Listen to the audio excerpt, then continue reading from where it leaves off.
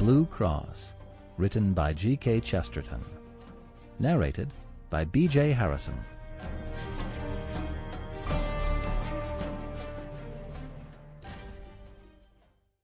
Between the silver ribbon of morning and the green glittering ribbon of the sea, the boat touched Harwich, and let loose a swarm of folk, like flies, among whom the man we must follow was by no means conspicuous, nor wished to be. There was nothing notable about him, except a slight contrast between the holiday gaiety of his clothes and the official gravity of his face.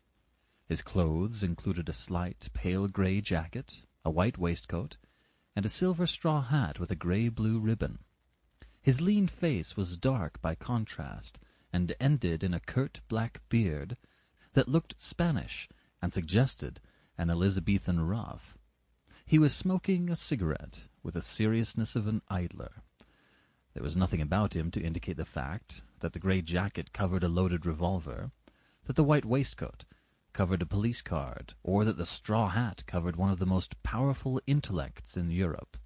For this was Valentine himself, the head of the Paris police and the most famous investigator of the world, and he was coming from Brussels to London to make the greatest arrest of the century.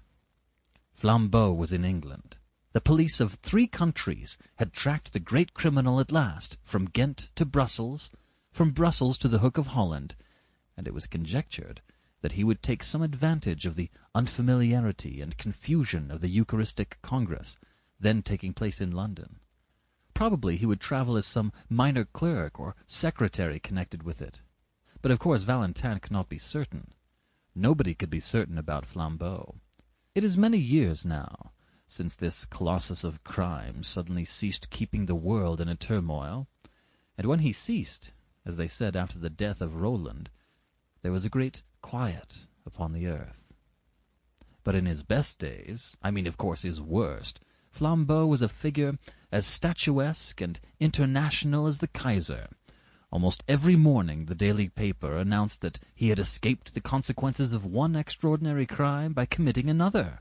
He was a Gascon of gigantic stature and bodily daring, and the wildest tales were told of his outbursts of athletic humor. How he turned the juge d'instruction upside down and stood him on his head to clear his mind.